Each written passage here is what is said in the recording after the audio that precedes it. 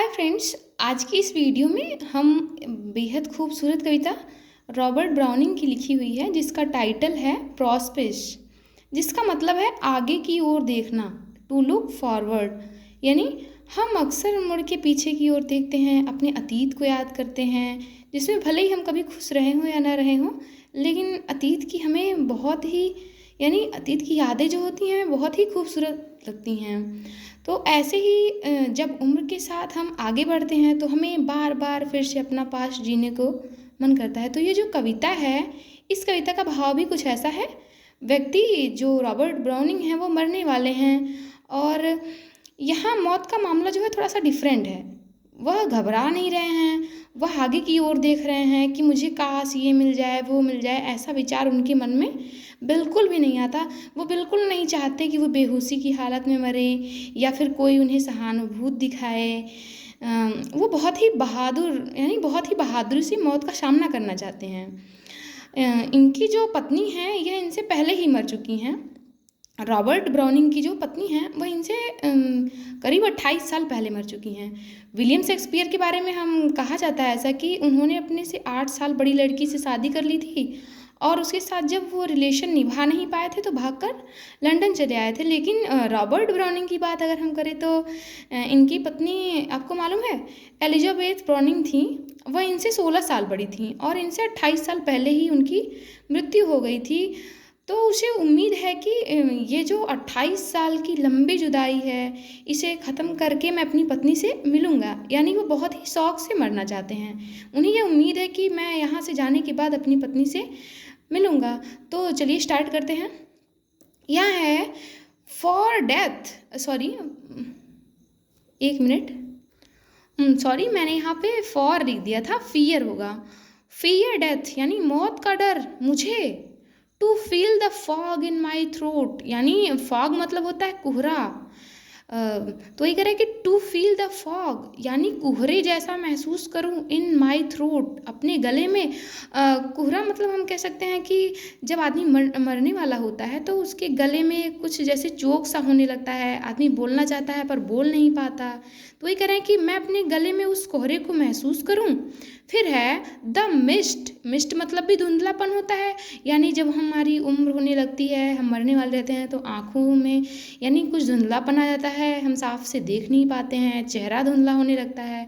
तो ये कह रहे हैं कि the mist in my face, और अपने चेहरे पर उस धुंध को महसूस करूं। नो नेवर, यानी आँखों में जो धुंधलापन आने लगता है उसको कह रहे हैं कि मैं कभी इस चीज़ को महसूस नहीं करूँगा, मैं बहुत ही बहादुरी से मरूँगा। फिर है व्हेन द स्नोज बिगिन, यानी जब बर्फ़ पड़ने लगती है, यानी जब आदमी मरने वाला रहता है तो उसकी शरीर ठंडी पड़ने लगती है, मरते समय शरीर ठंडा पड़ने लगता है। फिर कह रहे हैं and the blast denote, blast यानी तूफान, डिनोट मतलब संकेत देता है। यहाँ तूफान का मतलब होगा कि जब हम मरने वाले रहते हैं तो पूरी शरीर में जैसे उफान सा, यानी सांसें तेज होने लगती हैं। तो उसी को कह रहे हैं कि तूफान जो है संकेत देने लगता है, यानी सांसों में तेजी होने लगती है, क्योंकि आने वाली जो दुनिया रहेगी उससे तो हम अनभिज्ञ होते हैं कि कैसे होगा क्या होगा। तो उसी को कह रहे हैं कि उससे मैं नहीं डरूंगा। I am nearing the place, कह रहे हैं मैं जो है मौत के करीब पहुंच रहा हूँ। The power of the night, यानी रात की जो ताकत है, द प्रेश ऑफ द स्टॉर्म, और जो तूफान का दबाव है, यानी मैं इन सबसे डरने वाला नहीं हूँ। The post of the foe, post यानी पदवी, ऑफ द फो यानी मौत की, यानी जो मौत तैनात है मैं उससे डरूंगा नहीं। वेयर ही स्टैंड, यानी जहाँ पर वह खड़ी है, यानी जो वह डर है, जो मौत का डर तो सबको होता है, यानी जिससे सब डरते हैं, वह सबसे बड़ा डर खड़ा है। The arch fear, arch fear मतलब होता है कि जो बहुत बड़ा डर है। In a visible form, visible form मतलब होता है जो जिसे देखा जा सकता है, दैट कैन बी सी, यानी विजुअल फॉर्म यानी दृश्य रूप में जो मौत खड़ी है उससे मैं डरूं। Yet the strong man must go, यानी फिर भी बहादुर आदमी को उसका सामना करने जाना ही होगा। मौत खड़ी है सामने, लेकिन जेट द स्ट्रॉन्ग मैन यानी जो बहादुर व्यक्ति है मस्ट गो, उसे अवश्य ही जाना होगा। फिर है for the journey is done, यानी जब यात्रा पूरी हो जाती है, एंड द समिट अटेंड, यानी जब शिखर पर पहुंच जाते हैं। समिट मतलब होता है शिखर, चोटी, और शिखर को प्राप्त कर लेते हैं। And the barriers fall, barriers मतलब बाधाएं, तो सारी बाधाएं जो होती हैं फॉल यानी गिर जाती हैं। यानी जब यात्रा पूरी हो जाती है, हमारे जीवन चक्र जब पूरे हो जाते हैं तो सारी बाधाएं अपने आप गिर जाती हैं। दो ए बैटल्स टू फ्लाइट, यानी हालांकि ए बैटल एक युद्ध लड़ना होता है, टू फाइट यानी लड़ना होता है, इरे पहले द यानी एक युद्ध लड़ना होता है, लेकिन पहले द गार्डन बी गेंड, यानी पहले हमें इनाम मिल चुका होता है, यानी जो जीवन हम जीते हैं वह इनाम हमें मिल चुका होता है। अब लास्ट में हमें मौत से लड़ना होता है। The reward of it all, यानी जो इन सभी का क्या है, तोहफा, यानी पहले हमने तोहफा प्राप्त कर लिया होता है और फिर हमें बाद में मौत से युद्ध लड़ना होता है। आई वॉज इवर ए फाइटर, मैं तो हमेशा से ही एक योद्धा था, सो इसलिए वन फाइट मोर, एक युद्ध और, यानी मैं तो हमेशा से लड़ाकू था, योद्धा था, तो एक जंग और लड़ने में मुझे कोई डर नहीं है। The best and the last, और जो ये युद्ध होगी, ये जो लड़ाई होगी, यह सबसे अच्छी और आखिरी होगी। यानी ये कह रहा है कि मैं हमेशा से एक लड़ाकू था, तो एक और लड़ाई मैं लड़ लूँगा, और यह लड़ाई द बेस्ट होगी, सबसे अच्छी होगी, एंड द लास्ट और आखिरी होगी। फिर है I would hate that death bandage, sorry मैंने गलत कह रहा है, ये मैंने बैंडेज को डैंडेज लिख दिया था, इसलिए थोड़ा सा, तो ये है I would hate that death, कह रहा है कि आई वुड हेट दैट, मैं तो इससे नफरत करूँगा, यानी मुझे तो इससे बिल्कुल नफरत है। दैट की डेथ बैंडेज माई आईज, यानी मौत मेरी आँखों पर पट्टी बांधकर एंड फॉरवर्ड, और मुझे ले जाए, यानी मुझे तो इससे बड़ी नफरत होगी कि मौत मेरी आँखों पे पट्टी बांध दे और मुझे उठा ले जाए, यानी मुझे पता भी न चले कि मैं कब मर गया, तो मुझे इससे तो बड़ी नफरत होगी। एंड बेड, और मुझसे कहे, एंड बेड मी, और मुझसे कहे क्रीप पास्ट, गुजर जाओ, यानी मौत मुझे मेरी आंखों पे पट्टी बांध कर ले जाए, मुझे पता भी न चले कि मैं कब मरा, और मुझसे गुजर जाने को कहे। नो, नहीं, बिल्कुल नहीं। Let me taste the whole of it, यानी मुझे चखने दो द होल ऑफ इट, यानी इस पूरे स्वाद को, यानी मैं मौत के स्वाद को चखना चाहता हूँ। फेयर, और मैं करूँगा लाइक माई पियर्स, यानी जो मेरे जैसे, पियर्स मतलब होता है साथी, यानी जो मेरे जैसे साथी थे, जो बहादुर लोग थे, यानी अपने साथियों की तरह, जैसे उन्होंने मौत का सामना किया, इसका पूरा स्वाद चखा, उसी तरह मैं भी मौत का पूरा स्वाद चखूँगा, मैं ऐसे आसानी से नहीं मरूँगा। The heroes of the old, यानी जो पुराने हीरो की तरह, जो पुराने नायक थे, यानी फिल्मों के हीरो की बात नहीं हो रही है, जो स्वतंत्रता सेनानी थे और सभी की बात हो रही है, यानी जो भी महान लोग होते हैं, जो मौत से बिल्कुल नहीं डरते हैं, उनका हंसते हंसते सामना करते हैं, तो मैं भी अपने साथियों की तरह मौत से डरूंगा नहीं, बल्कि उसका पूरा आनंद लेके मरूंगा। बियर द ब्रंट, कह रहा है बियर, या बियर मतलब होता है सहन करना, और ब्रंट यानी युद्ध में जो सेना की पंक्ति आगे खड़ी होती है और उन पर सबसे पहले अटैक होता है, तो जो सबसे बहादुर होते हैं वो जो सामने से वार को सहते हैं, उसे ब्रंट कहा जाता है, यानी मैं उनकी तरह से मौत को सहूँगा।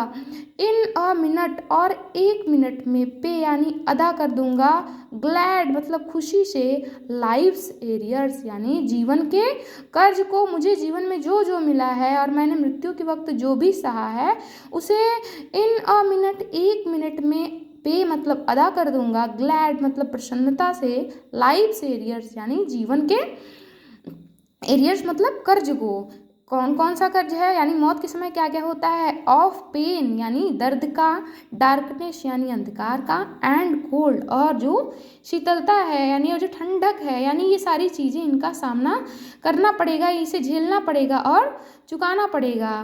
फिर है फॉर सडन यानी अचानक से, द वर्स्ट यानी जो सबसे बुरा होता है, टर्न्स मतलब बदल जाता है, द बेस्ट यानी सबसे अच्छे में, यानी जो सबसे बुरा होता है वह सबसे अच्छे में बदल जाता है, टू द ब्रेव यानी बहादुर लोगों के लिए, the black minutes at end यानी जो काला व अंधेरे का यानी जो अंतिम क्षण होता है वह क्या होता है, बहादुर लोगों के लिए जो सबसे बुरा होता है वह सबसे अच्छे में बदल जाता है। यानी जब आदमी मौत का दर्द सह रहा होता है और फिर जो उसे मृत्यु मिल जाती है तो उसका सारा दर्द 1 मिनट में ख़त्म हो जाता है, यानी जो सबसे बुरा होता है वह सबसे अच्छे में बदल जाता है बहादुर लोगों के लिए, यानी जो खुशी से मौत को स्वीकार करते हैं उनके लिए ये सबसे अच्छा हो जाता है।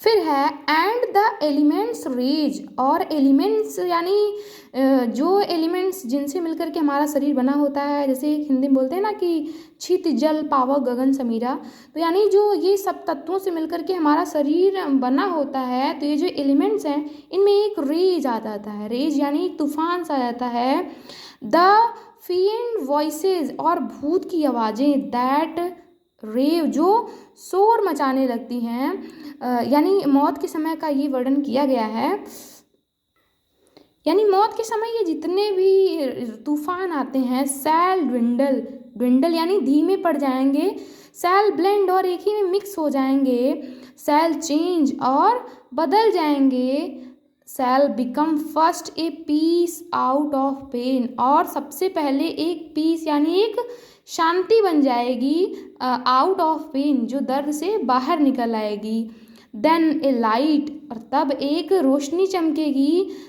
देन दाई ब्रेस्ट और तब तुम्हारा ब्रेस्ट, यानी यहाँ पे उसकी बात की गई, अपनी पत्नी की बात की गई जिनको उन्होंने कहा था कि मैं मरने के बाद उनसे मिलूँगा, यानी तब तुम मेरे सामने होगी। वो अपनी पत्नी से बहुत प्रेम करते थे, यानी वो 28 साल से इंतज़ार कर रहे थे कि मैं मरूंगा और फिर मैं अपनी पत्नी से जा कर के मिलूँगा, उसी को कह रहे हैं कि देन ए लाइट तब एक रोशनी चमकेगी, देन दाई ब्रेस्ट यानी तब तुम मेरे सामने होगी, ओ दाउ शाउल ऑफ माई शाउल, अरे तुम मेरी आत्मा की आत्मा, आई शैल क्लैस्प, मैं क्लैस्प मतलब होता है कसकर गले लगाना, आई शैल क्लैप्स दे अगेन, मैं तुम्हें फिर से कसकर गले लगा लूँगा, and with God be the rest, और कह रहे हैं कि और फिर बाकी सब कुछ भगवान के ऊपर छोड़ दूँगा। तो यहाँ पे हमारी पोएम का एंड होता है।